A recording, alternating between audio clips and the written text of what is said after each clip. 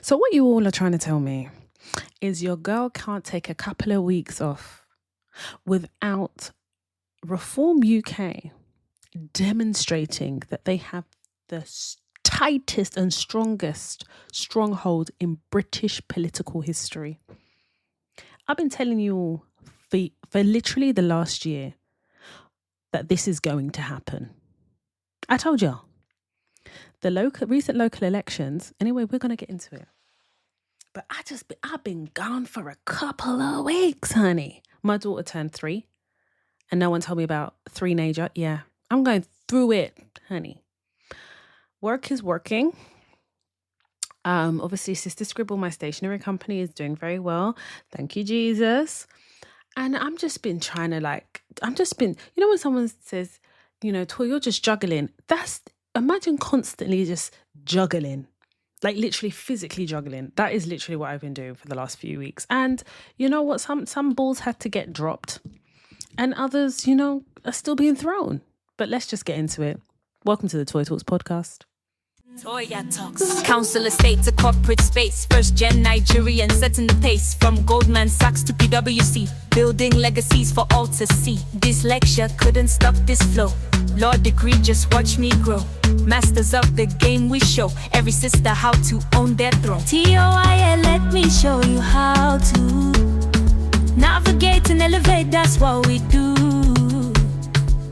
Black Queen, energy growing.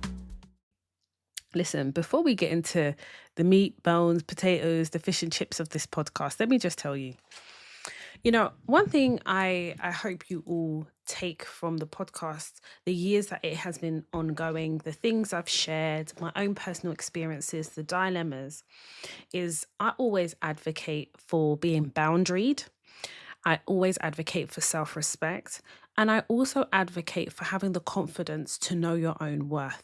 And whether it's something that you learn over time, the objective, first and foremost, is that you gain the confidence to know what you are worth. And I genuinely believe that if you understand your value, you will never, ever allow someone to undervalue you. And I hold that very firmly. It's across work, it's across friendships, it's across relationships. And for me, I feel like that needs to be the foundational understanding, especially when you're in the world, because human beings are advantage takers. That's the fact. Human beings are very disgusting individuals. You have to pray that you meet somebody who is like-minded, spiritually touched, understands, self-respect, to respect themselves and really understands you as a person and vice versa. That's what you have to hope. But discernment on top of that, I feel like confidence and being boundaried is very layered. Yeah. So something happened yesterday. It's at the forefront of my mind. So let's get into it here on the podcast.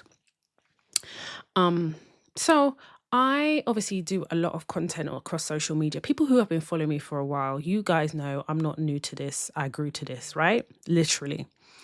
And I've really been conscious on TikTok and on Instagram. If I have a personal Instagram page that's private, simply because I feel like I have my peoples there. And I'm not saying I wouldn't accept people, but for me, I just feel like I don't have to over explain things. People have been on my private Instagram.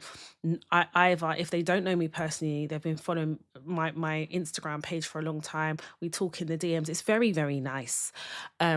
And I've tried to be very intentional with the Toy Talks Instagram page and of course TikTok. I've really been consciously trying to grow my TikTok because I recognize also that there is a load of people that don't even know that Toy Talks existed.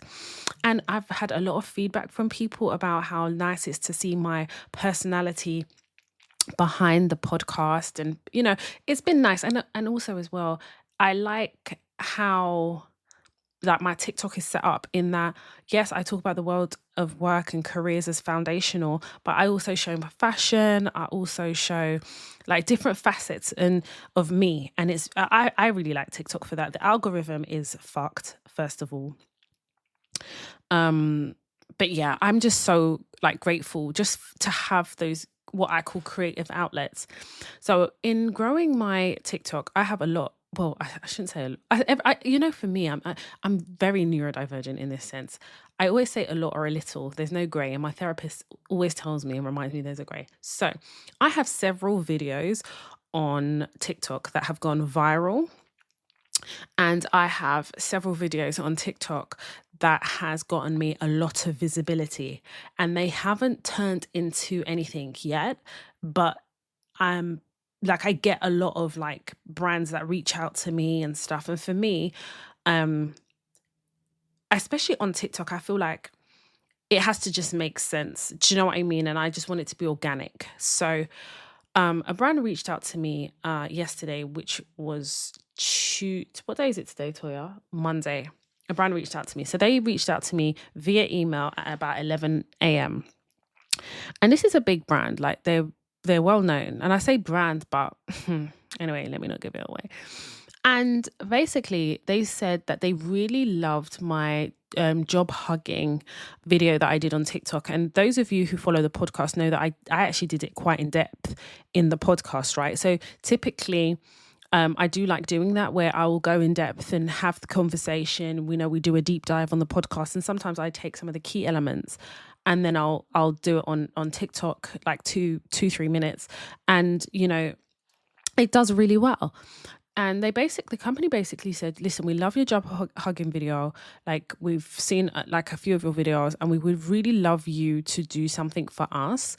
And, so we want you to do the job hugging video. And we also want you to answer these questions as part of a video. And could you send it to us by, I think it was like either 4 or 5 p.m. that same day. Am I a dickhead? Let me just say this, okay? And I am going to, this is my testimonial. First and foremost, yeah, I will never work for free. I'm not doing it. Number one, because I know my value. I know how hard I work to learn how to edit. I taught myself. I'm self-taught. I produce everything. There's a lot of things that go behind what I do. I don't just put the video on and start recording. I really do my research. I really formulate my own views and ideas. I record, I set the lighting, I do this, I do that, and I edit. So when a company reaches out to me, you need to be asking me for my rates or telling me what your budget is. If you want something turned around with that level of urgency, the fact that you think I would do it for free tells me you're buzzing. I don't give a damn your brand name. I couldn't give 2 fucks. Because you disrespect any content creator that you reach out to do work, and you think that you don't have to pay them because you're riding off the coattails of your brand name. That don't mean shit to me. Because I can't go to Waitrose, Sainsbury's, Lidl, Aldi, Costco and say, well, I can't pay this bill, but I can pay this bill on Vibes. Vibes is not currency. Future work is not currency.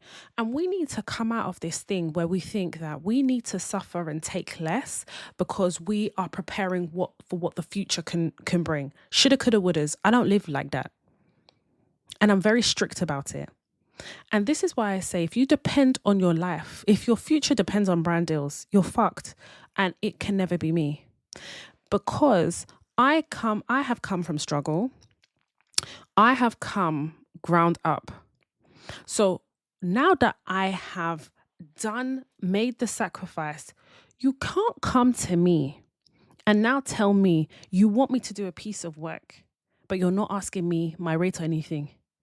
And maybe you're adding the urgency because you think that urgency now removes the idea of money. Don't be mad. Don't be crazy. I don't care. Because if you respect what content creators do, then you need to respect that for every request is a price is attached.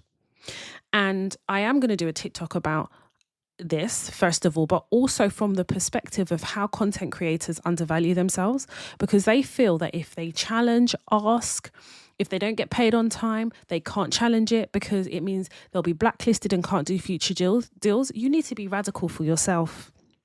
You need to be radical for yourself.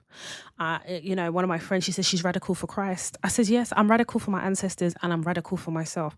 And part of being radical for myself is having the audacity and the temerity to understand that the person I am, I worked and sacrificed for. I can't work on a hope that one day, if I don't charge or if I undervalue myself, that one day you're going to know my value. Your engagement with me should be based on a value, and it must be monetary. Because in this current climate, this economic climate, I think it's a crime to expect somebody to work for free. That's crazy fucking talk. And I will never be at the mercy of brands. We need to coexist with other revenue streams. And the conditions in which we exist in those revenue streams is that upon signature, anyway, I'm giving away the TikTok that I'm going to do, but there's milestone payments. You don't get to just give me the money at the end. And those payment terms now, I don't get paid for 6 to 12 months while you're using my assets and my creativity. You're getting paid every month, but you seem to think that you don't have to pay me for another 6 to 12 months. Chasing and begging. I don't chase and beg for money. My baseline is I don't chase and beg for money. It can never be me. Because if I have to get to that point, I've already undervalued myself. Let's place respect on me and what I do. And I want to place some respect on you and what you need from me and what you bring to the table. These big brands are big because people like you and I make them big. You cannot be reaping from my audience whilst I've been sowing in yours, but you now are not allowing me to harvest. That sounds very motherfucking crazy. And I'm very, very, very passionate about this because there's too many content creators. And this has been going on for years where they come and tell us, so-and-so brand, they haven't paid them in 6 to 12 months. This is a very, very sad story. And I don't want to hear the story anymore. I want to hear the story of being radical for yourself. And that story needs to be, if you need something from me and the turnaround time is tight, the money must be tight and right. That's how I move. Don't ever expect me to use my microphone, my software. Do you know how much? Do you know how much I've spent on my mics? My mics are very expensive. The ones I use for TikTok, the mic I'm using now, my Shure mic. Sure, holler at me. I feel there's a brand deal to be had. My Mac laptop, my editing software. Don't be crazy. There's a lot of upfront cost. In the world of work, we put a lot of upfront cost. Is it your education? Is it the learning that you guys have been doing? Is it from masterclasses that you guys have been doing? Is it from experience that you've sacrificed? Is it the education that the nights that you had to study, the exams you've taken? Those are sacrifices. So when somebody expects you to work for free in this life, that's very wild, that's very mad, and it's very disrespectful. If you respect yourself enough and understand your value because of the confidence that you have grown based on the things that you've had to do to get to where you are, you will never allow somebody to undervalue you. Is it a job offer? Oh, but Toya, the economy is so bad. So at this point, I'm just willing to take any job. Okay, that's fine. But if we start our relationship from that baseline, you will never be respected in that job. You know, if I have a job interview now and I'm entering negotiation and an organization refuses to negotiate with me, I will never work there. If you're inflexible before I've signed the contract, you will not be flexible once I've entered. This is how discernment works. It's in practice.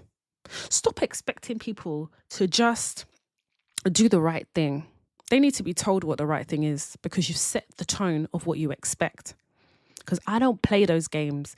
And some of you will say, Toya, this is why some brands won't work with you. Fine. But these are my terms and conditions. And this is why I won't work with certain brands who are not willing to come to the table with respect and a check. That's it. I don't work for free. Honey, I'm about to be 42. The only thing I believe is free is peace. Yeah. Peace is free. You understand? You seek it, you maintain it, and you make sure that you continue to cultivate it. Peace is free. It's a choice. Outside of peace, everything has a price tag, motherfucker. Have you seen the price of a loaf of bread? Are you joking? Even Lidl is getting in on the act. Less than 12 items is now costing me £35 in Lidl. And you're coming to tell me that your turnaround time is literally within hours. I should now send the assets to this phone number. Are you fucking crazy? And you know, when I shared this very high level on my Instagram, the common the consensus in the DMs is like, T, they don't know about you. They just saw you there. And I know they don't know about me because they referred to me as a young person's view. Honey, anyway, I'm young in spirit. That is for sure, honey. But young or not, we're not moving from that place. And the reason why I'm going to do this TikTok is so other brands can see it and understand when you're coming to email me, you're asking for my rate card and or providing the budget. Outside of that, I don't want to hear it. I've got my daughter's future to think of. I have my own. Multiple revenue streams is important, not a multiple fantasy streams. I don't work like that. Toya, if you do this for free, then you place yourself in a position where in the future they'll want to work with you. Bullshit. They will for free too, because that's the tone you've set. A boundaried babe. Can you see how boundaries works across life? A boundaried babe. I remember a job interview I had a few years ago, and there was two of them. This particular lady was just rude. She was rude. Like, she was just like, her butt cheeks, you could tell they must be tight. Everything was tight. Like, she was just giving too much. So I was in a job interview now, and me and the other guy, we got on really, really well. And that's because some of the places I'd worked in, he'd worked there. And in one particular role, he'd heard of me because of what that contract was. So it was, we bounced off each other. But the woman, and I get a good cop, bad cop. Cool. I don't care about that. Now, this particular role, they said 2 times a week in the office. They gave their day rate. Okay. I still went to do the interview. What is in my mind is this. I know what my non-negotiables are, but they're not going to stop me from doing the interview. I need you to fall in love with me. Once you fell in love with me, negotiation becomes easy because you now know who you're negotiating with and what you have the potential of gaining. It's not just me that's gaining. You two are gaining. That's why you have to come with confidence. Now, the woman was now telling me, hey, we have a lot of people to interview. You are one of them. And there's going to be like a second and third stage. She was hyping. I said, no problem. If you saw me, interview, I'm very chilled, you know. I'm a very nice person. It's just don't step on my foot. That's all. Don't step on my foot. I was about to say don't step on my bunions, but I don't have any bunions. Thank you. So let's say I had the interview on Monday. By Wednesday, the agency, the way they were ringing my phone down. The way they were ringing me, I said, what is this? What is what? What is this? Oh, Toya, so-and-so company, yeah, they loved you. They loved you. They said that they really want to give you the offer. This is the day rate. I said, hold your horses, love. I said, hold it up. Skirt. I said, wait. I said, first of all, I'm not going into the office twice a week. I can go once a month and they pay for it because I don't even know why I'm going in once a month. It's just now going to be a routine. Now fighting for seats, fighting for this, fighting for a room, for private conversation. Leaving my house to get to that office is money. Who's paying? Not me. Unless you bake it into the day rate. That's number one. I said, number two, this day rate doesn't work for me. You're asking for somebody who has X amount of years experience. No, absolutely not. This is the day rate. She goes, they may not accept. I said, that's not my problem. I'm telling you the terms and conditions here. This is it. If they're not interested, no problem. Let's continue looking. So about 45 minutes, she called me back. Oh, yes, they're willing to do once a month. But they said that they will make sure that there's a reason. Otherwise, there's some months I won't come in and my day rate, they will accept. I said, okay, great. And they said, but one thing is they will expect you to do like travel, like to like Birmingham or Manchester and on an ad hoc basis. I said, ad who? She said, ad hoc. I said, no, not ad hoc. Sorry, that doesn't work for me. She said, yeah, they're not going to budge on that. I said, that's no problem. not budging on that either. She's like, yeah, but they've conceded on the other things. I says, yeah, but you're not understanding that my baseline for the negotiation is limit travel. Now you're telling me that she could just call me on a Thursday evening and say, we need you in Birmingham on Friday. And because now it's in the contract ad hoc, I will be ad hocing. No, I can't do that. Sorry. That's not how this is going to work. I said, so they're not negotiating. She said, it's a non-negotiable. I said, well, then that doesn't work for me. I said, I'm turning the roll down. She goes, but you might not get enough. I said, excuse me, please, when it comes to where I can and cannot and what I cannot, just because I don't accept this role doesn't mean I won't get other roles. She goes, yeah, but it's going to, I said, let it be hard. I will find a way. The same way you told me they won't negotiate on rate and this compulsory twice a week in the office. Look at where we are now. But they have to hold on to something to feel like they've gained. No, that doesn't work. If they want me to go to Manchester and they have to get somebody else to do that. I'm not set up in that way to do it. And I'm going to be really honest. My child was still very young, so I wasn't willing to do that. I say all of this to say, when it comes to negotiation, I always aim for a win-win situation. Yeah. But some people, they will negotiate and they will have non-negotiable, that they'll negotiate and they'll be stuck on things that are not important. You should be focusing on other things. Like, for example, I've said once a month. Now you need to now find out why I'm coming in that once a month so that there's value in my attendance. You need to now make sure that I'll be able to get a desk because all these things are going to be very important. Otherwise, I'm going to be like, no, I'm not coming in at all. These are things you need to focus on. You're now telling me you need somebody that has my skill set to start ASAP, and you're now telling me about ad hoc Birmingham. That's mad. If you know your value, if you understand your non-negotiables, you're able to enter into conversation, keeping them in mind, but being open to hear what they have to say. But a non-negotiable that I have for social media and in my entire life is that I will not work for free. I'm battling with low iron. I'm raising a 3-year-old. I'm a wife. I have a career and I have many jobs, honey. And then on top of that, I should be doing this job for free. Who do you think is investing? All the money being invested and reinvested in Sister Scribble comes from me. So I'm now working for free. How does my value look to you if I'm able to work for free? It means that I don't know my value enough for you to communicate to you what you should be paying me. I remember last year, one company reached out to me, a PR company. If I could name and shame these companies, they'll be shaking. Shaking. This PR company is very well known. They reached out to me based on a TikTok video that has gone viral.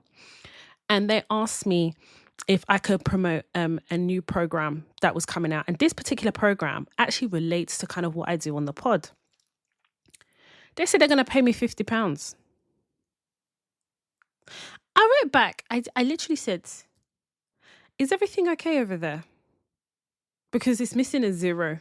I wrote it. So the woman asked me for my number. I gave her my number. She called me. I said, so let me get this right. You want me to take £50 to edit, record, scope, watch, and review a new program? She said, yes. I said, let me be very, very clear. I will never work for that £50 because the work that I've said that I would need to do is in excess of £500. So that's not going to happen. They said, oh, maybe we can go to like 60. I said to her, sorry, I've got another call coming through. That was the end of that. Now, don't get me wrong, yeah? In this economy, money is money. But that's not the money that I can take for the work I have to put in. I remember when I was younger and I would take jobs that will pay me and I had no money left to eat properly. That can't happen. We're not in that lane anymore. You understand? I'm hoping that I'm giving you these examples of things to explain value on a practical level. Whether you're a content creator, a business owner, an employee, value is value across the board. It has the same definition. If you undervalue yourself, you're teaching people how to value you. Simple, and they just won't.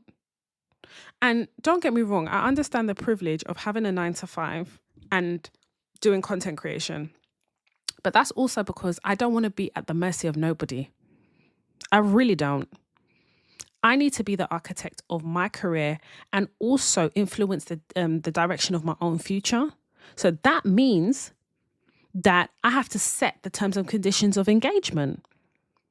If you do not pay me, I'm not going to work for free. Them nappies cost money. Them wet wipes cost money, honey. This wig costs money. The knickers I am wearing, these parachutes, cost money. Electricity, unko, every April, we are now doing price rises, but you want me to use my same electricity to now do what you need me to do, because now you've got a tight turnaround time. That even increases the money I should be paying, I should be charging you, but yet you think it should be free. Who are you, please? Who actually are you? Is everybody mad? Yes, everybody is mad. Well, since you want to be mad, let me give you the antidote. No. So hot on the tails of this topic, I recently saw a post on Threads and I had to screenshot this post, and I really wanted to get into it the next time I podcasted. And it's by Elias_intelligence on Threads. And it reads, "The workplace loves Black women's resilience, just not our boundaries." And I thought, yeah, it is so true. And I do want to explore the resilience element of it, because I feel like with what we've just been talking about value and confidence, that kind of talks to boundaries. And I'm speaking as a woman, full stop, new paragraph, and as a Black woman. So remember, just because I'm talking from a Black woman's perspective, I don't ignore or forget that women in general are experiencing this, irrespective of race or ethnicity. But when we talk about and nuance this topic and talk about Black women, it's because Black women have always been depicted as having to suffer, to shoulder, to accommodate. And we will just fall down and get back up. There's an expectation that we're going to walk through the fire and the flames, and it's fucking exhausting. I feel like what was posted, and obviously what I took as wanting to kind of discuss further, is about being strong, resilient, adaptable, and reliable. And for me, I really do think that it's like a code word for absorbing dysfunction, overperforming without recognition, especially in the world of work, emotional labor, and tolerating bad behavior, and constantly being expected to carry pressure quietly. So you're literally folding under the pressure, but you should just withstand it because you're resilient. And I genuinely think that the solution is not to stop being resilient. I think the solution is learning how to make resilience work for us instead of against us. In that same breath, we know that the workplace often rewards women, especially Black women, for surviving unhealthy environments instead of us questioning why we had to survive them in the first place. And I definitely feel like in industries where we are underrepresented, resilience can be it quietly becomes hyper independence, overperforming, emotional suppression, perfectionism, chronically having to prove ourselves, and just the erosion of boundaries. And I feel like definitely the danger that then kind of occurs is the survival behaviors get mistaken for leadership strengths. And let's be real, resilience for many of us Black women isn't about bouncing back from challenges. It's actually about this learning how to function whilst feeling unsupported, learning how to endure discomfort without complaining, or what is perceived as complaining, just enduring discomfort and doing it silently, and learning how to keep producing while emotionally exhausted. I definitely think that I'm guilty of that. I also think it's learning very early that failure often isn't afforded to us. We're expected to win all the time. And I definitely think the whole resilience is also tabled in how to survive environments that weren't built with us in mind. And I definitely believe that then resilience becomes a completely different conversation. And I think it's really important to acknowledge that resilience is not inherently unhealthy. But the issue is when resilience becomes our default operating system, because survival mode is useful in emergencies, but it does become dangerous when it becomes like our permanent state of existence. And I truly believe that in the world of work, as Black women, we're not rewarded for our resilience, not in the not in the conventional way of being rewarded. I feel like what is being rewarded is how we absorb pressure, how we absorb dysfunction, emotional labor, chaos, poor leadership, a lack of planning, and unrealistic expectations. And I feel like it's really important that I say that, because I feel like we've been conditioned in society to believe that the more dysfunction, the more disorder, the more chaos, the more of a lack of anything in the workplace, we should be able to absorb it.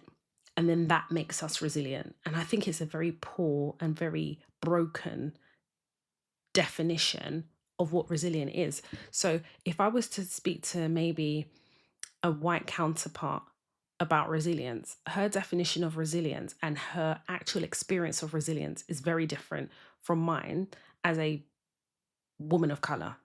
I want you to sit with this for a moment and just consider this.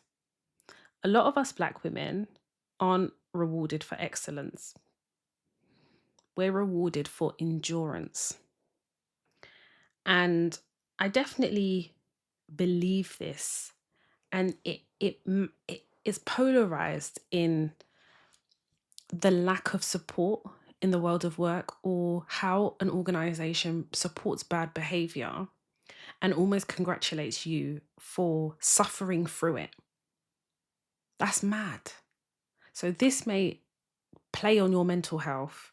This is not acceptable behavior. This is below the level of expected professionalism we'd expect from XYZ person. But because you've been able to go the course, it's acceptable. That's mad. And you are rewarded for that endurance with a pat on the back. Less so a pay rise, but more, oh, you can keep your job. It's those unsaid things. And that's why I feel like resilience, especially how they depict it with Black women, is very toxic. A lot of Black women, we're taught how to survive. And a lot of us have come from a space of survival. But survival and safety are not the same thing. And at some point, we do have to ask ourselves, am I thriving here? Or have I just become extremely good at enduring, extremely good at sustaining suffering, extremely good of just tolerating, accepting? And I feel like when I saw that quote, that's kind of what it threw up for me. The workplace loves Black women's resilience, just not our boundaries. So yeah, I definitely, for me, I saw the quote and I was like, yeah, I'm bringing it to the podcast. Let's have like a very brief discussion about it, because I definitely think we go through so much as women in the world of work, collectively as women, but we can't ignore the experiences that are very unique to us as Black women, because of how we are seen in the world of work, and even those people who are tokenized in the world of work. That level of resilience attached to that tokenism is heavy. It's a heavy cross to carry. It's a heavy weight to bear, because the expected tolerance of resilience is very high. And it's very toxic, because what you perceive as, or what is kind of positioned as resilience, is what you're willing to endure and suffer through. And it's like, I have worked with somebody who, is a bully and has made people cry and is unprofessional and is disrespectful. And nothing is done. The organization protects people like that. And insofar as I just tolerate, then the reward is well done. As soon as you use the systems to raise issue, How dare she not endure? How dare she not suffer? No, she's not very resilient. And this is why I talk about being strategic. And this is why I talk about understanding how we navigate, because I think there is a balance where you have boundaries and allow patterns to occur safely, i.e., not compromising your mental health, and enforcing your boundaries. And I've always advocated for advocating for yourself because it's so important. Advocating for yourself is critical to sustaining a level playing field in the world of work when it comes to your mental health. And our stories are all very similar about the world of work because we no longer want to endure, suffer in chaos, dysfunction, unprofessionalism, toxicity.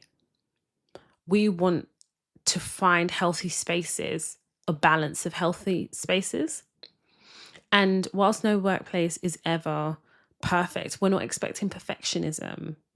We are expecting a level of equality of what we are experiencing. You can't say a certain behavior is unacceptable, but yet if you're not as an organization addressing it, you become complicit. And then you raise issue. If we raise issue because we're not being resilient enough to endure suffering, that's crazy. So obviously when we were opening this podcast, I did speak about the recent local elections and I did cover it on TikTok.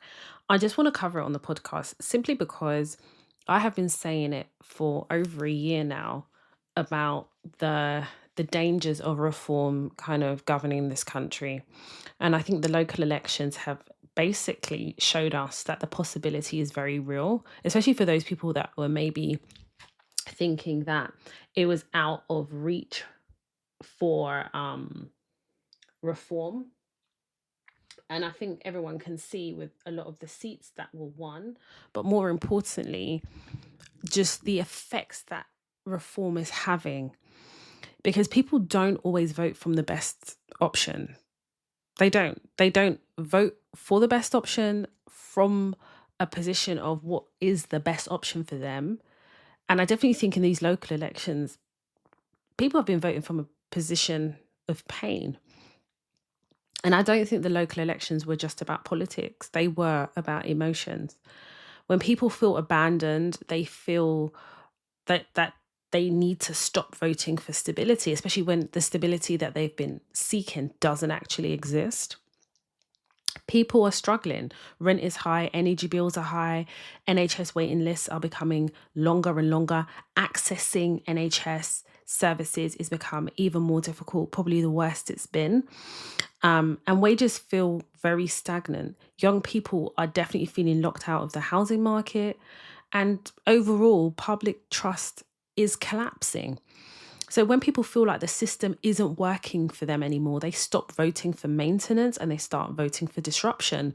So where we have seen like the reform dominating certain areas or winning seats where they have never won before, it's demonstrating that people are voting from a space of emotion. And I definitely think people are not, like when we are hearing feedback from people talking about the political landscape, I don't think they're really looking at the position in which the voters are in that is influencing how they vote. The local elections were purely, in my humble opinion, emotional votes. I want to quickly touch on immigration. Immigration becomes like the easiest like topic to point at because it's visible. So it gives people something tangible to attach their frustrations on when actually there's a bigger picture at play. The danger is that when people become so emotionally exhausted, they stop interrogating like the wider consequences of policies, especially the reform policies that are attached to that frustration. And I definitely think there is a deeper issue at play. I do want to talk about some of Reform UK's policies. So they want to withdraw from the European Convention of Human Rights. abolishing, like really heavily restricted indefinite, abolishing and or heavily restricting indefinite leave to remain. So those people who have ILR, and they're looking to expand deportation powers. So there has been suggestion that they do want to have like an ICE style method of what they say of, arresting and deporting who they define as illegal immigrants. And we need to have a clarification on that definition according to Reform, to be honest. And they're also, Reform UK are also looking to restructure immigration rights and protections. And Reform UK have publicly stated that it would abolish indefinite leave to remain and replace it with a renewable visa system, whilst also advocating for the withdrawal from the European Convention of Human Rights. So this conversation is bigger than just immigration numbers. It's about what happens when rights become conditional and or removed.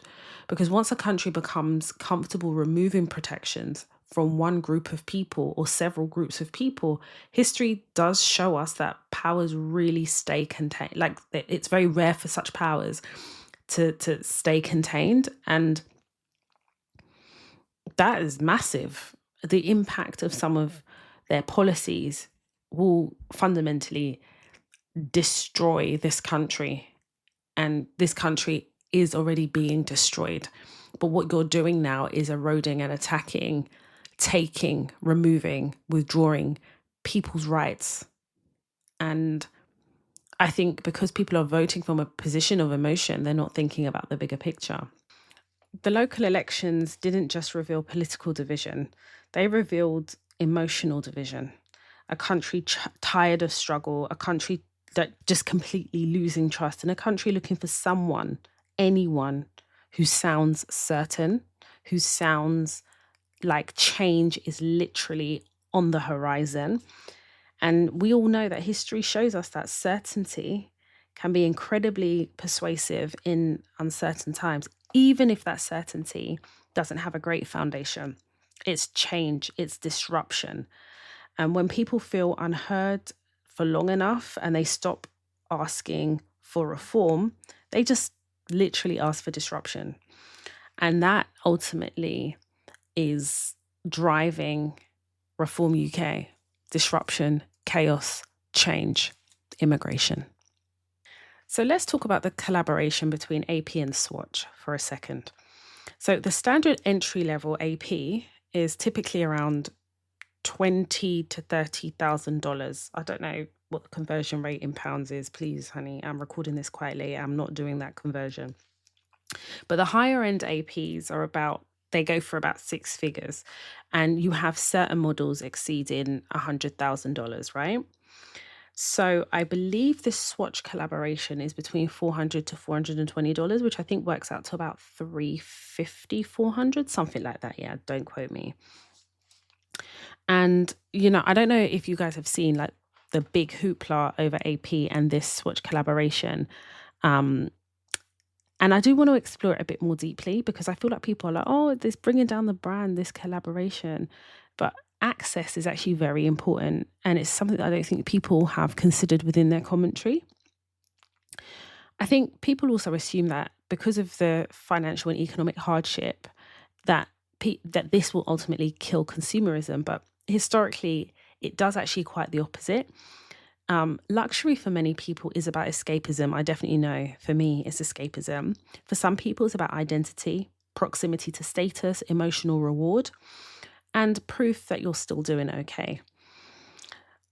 We are watching people struggle with rent, bills, stagnant wages, economic uncertainty, and anxiety.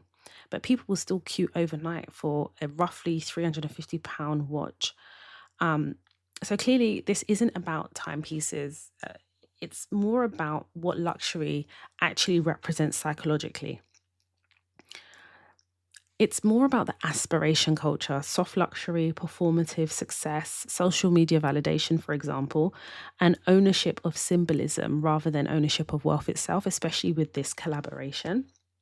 So I'll give you an example. Bicester Village is a great example of this. So Bicester Village exists because luxury brands have also realized something really unique and very important, that people may not be able to afford like runway versions of pieces, but they still want access to that feeling. And this is very similar to the AP and Swatch collaboration. You may never own like a £30,000 Royal Oak, but you still want to participate and have access to that culture. And it's really powerful because luxury has traditionally like depended on exclusion, for example. So now brands are trying to maintain prestige while still monetizing accessibility, hence the Bicester Village. And honestly, the tension between kind of exclusivity and monetizing that accessibility is what's driving this AP and Swatch conversation. So you've got diehard AP owners and they're angry about this collaboration. For them, where is the exclusivity? They're not special. So when you think about luxury and the way it works on scarcity, it works on exclusivity, it works on gatekeeping and having very high barriers to entry. So you have some AP collectors who feel like the collaboration with Swatch and AP cheapens AP because this whole like image and prestige is now available to a mass market price. Now, there's a counter argument that this doesn't actually dilute the brand and it actually like strengthens its cultural relevance. You've got younger consumers that may never buy a £50,000 watch, but they want to become emotionally attached to the brand early. Hence why you have luxury brands that now understand the attention that, you know, this collaboration has brought, but equally that attention also equals currency. And we're living in a social media era with TikTok economy. Cultural visibility really matters, and it's almost as much as it also is worth as much as exclusivity, in my opinion.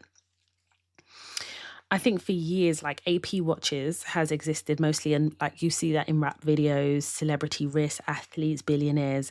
It's a symbolism of success. Yeah, when you see an AP, it's heavily blinged out. You know when you've seen an AP, and you equate riches to an AP. So this collaboration between AP and Swatch, it collapses the distance between, you know, just the observer, somebody watching from a distance, and actually being able to participate. And then suddenly the average person can wear something visibly linked to elite culture, and the fantasy of that luxury AP becomes accessible, it becomes touchable, it becomes close. And I think that's why for people there is like a lot of emotion about it. It's not just, oh, I bought a Swatch. It's more about, oh, I accessed a world that usually excludes me, but here I am in Swatch spending my £350 for this collaboration between AP and Swatch. So I also think that people are not just buying products anymore. They're really buying like being viral, like this participation, cultural relevance, and having internet moments, especially in a social media era. So the cues that you see outside days before is like social proof of the need for people to access and be a part of what they believe has up until now been a very exclusive, rich society, if you like, when it comes to AP watches. I know it sounds deep, but I really love like the psychology of the way people are like positioning this. I think it's more than just owning an item. It's like, I was there, I got one, I'm part of this whole AP and Swatch conversation. So I feel like if you compare the psychology of that to like, you know, like Kanye used to do exclusive sneaker drops with Adidas, like there'd be a limited edition, it'd be early in the morning, and as soon as it drops, boom, people are there up from maybe 4 or 5 in the morning for a drop at 8:30 or 8 o'clock in the morning. Remember the Stanley Cups? Before now, they flooded the market. The Labubus is another one. And then you have like other like, you know, sneaker releases like Nike, for example. They still do like their exclusive drop. I think like the key message, especially like with this collaboration with AP and Swatch, is that luxury is no longer purely about wealth anymore. It's about access to identity, aspiration, and belonging. And where the AP element of exclusive luxury once existed, this collaboration has smashed that. I also think a lot of luxury brands are understanding that because of the economic crisis that currently exists and the cost of living, they still want to make money. So they have to have a version that's accessible. And that's why you have like Bicester Village, Ashford, and like massive outlets in America. And you have also designers like Gucci that will create lines specifically for outlets, because people want a piece of what luxury means to them within an affordable price point.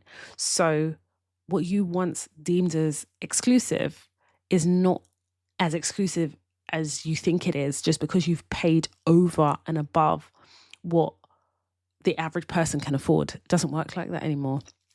My husband will sit here and discuss consumerism with you all day long. But the reality is, whether you consume at what is considered a reasonable price point or you consume at a luxury price point, we're all accessing a level of consumerism. We're all accessing a level of what we deem as exclusivity, because either you want to be part of a movement, you want escapism, you are a collector, there is an emotional attachment. It's about degree. Are you willing to line up 4 or 5 days before a drop? Are you willing? It's almost like the level of sacrifice people are going to and the length people are going to feel part of an exclusive club is the psychology we should be discussing, and how this is now being monetized by luxury brands. We should have that discussion. Listen, I'm going to leave the podcast there. I hope that you've enjoyed this episode as much as I've enjoyed delivering it. For me, I genuinely think that the podcast has something for everyone. And yeah, sometimes you're not everyone's cup of tea, but I know who my audience is. I adore you guys. Thank you for your support, your downloads, your listens, your reviews, your comments, your feedback. Let's just keep it moving. And if you have a life or work-related dilemma, your anonymity will be protected. Email hello@toytalks.com. I will continue to produce, edit, and put out content. And I really thank you all for your support. My name is Toya Washington, and you have been listening to the Toy Talks podcast. TOIA, let me show you how to navigate and elevate, that's what we do. Black queen, energy growing, no fantasy, just real talk. From classroom dreams to boardroom walk. Black woman power, watch it shine. Breaking barriers, redesigning time. From Tottenham roads to CEO, every step teaching what we know. Not just surviving but thriving more. Opening every closed door. Toya Talks, Toya Talks, Toya Talks. Black queens to the top and we're still going.